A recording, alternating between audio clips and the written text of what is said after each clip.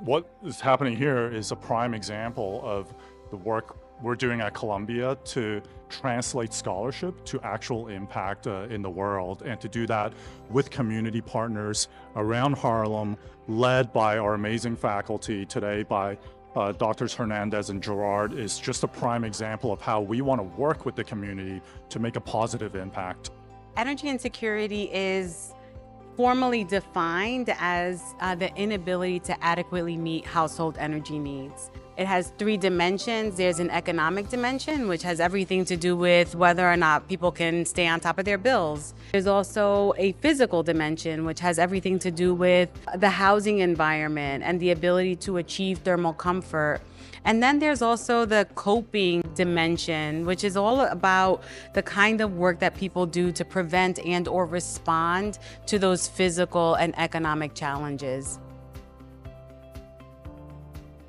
I would love to see this project move around to different communities. I think people are genuinely interested, and that fact alone shows that there is a connection to be made. And so continuing to break down silos between institutions and communities, I think, is really important, especially public-facing, public-serving institutions that are meant to support communities and provide holistic, sustainable solutions. I think realizing the kind of power of information that's held within communities through real experiences and using that as a way to kind of uplift the processes or reform the processes that we already have.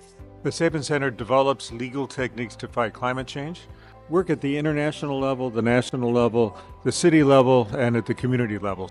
We're especially interested in issues of electricity rate design. How can the rate structures be changed in a way to make it more affordable to low-income families?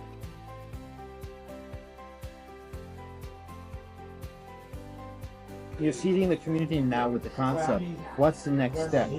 Well, the next step is also in the next room, and that is actually connecting community members to the people, to the organizations that are providing resources and services so that they can actually sign up for community solar and understand what it is to run and cook on an induction stove, to sign up for weatherization and energy assistance, to have a better understanding of their utility bills, because Con Edison is here, trying to close gaps between the community and the resources that exist.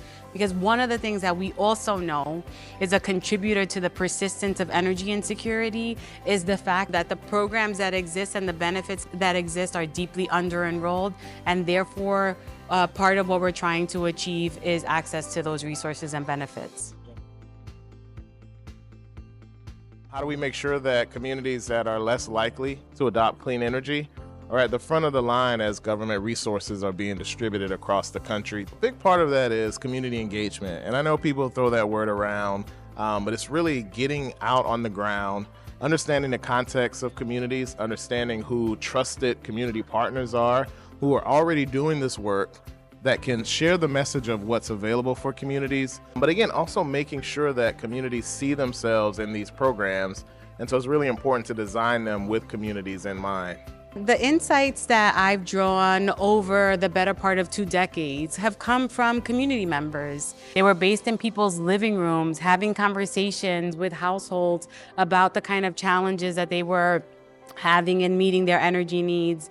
And yet, so much of the work that ends up being published ends up in peer-reviewed journals with paywalls and jargon that people can't connect to. This is such a personal and very widespread issue, but I thought it was important to start to be able to communicate and connect both the research and science to validate people's experiences, to provide insights for people who aren't as connected so that they might know what it is to have trade-offs and hardships, so that they might understand the stats here in New York City that we've been working so hard to establish around energy insecurity.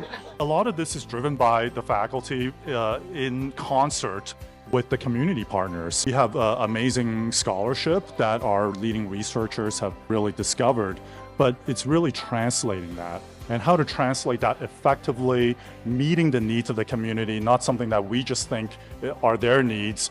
That is going to be the next steps ahead. It's hard work, but our faculty are impassioned, they are energized, they are working with the community to really try to make a positive difference.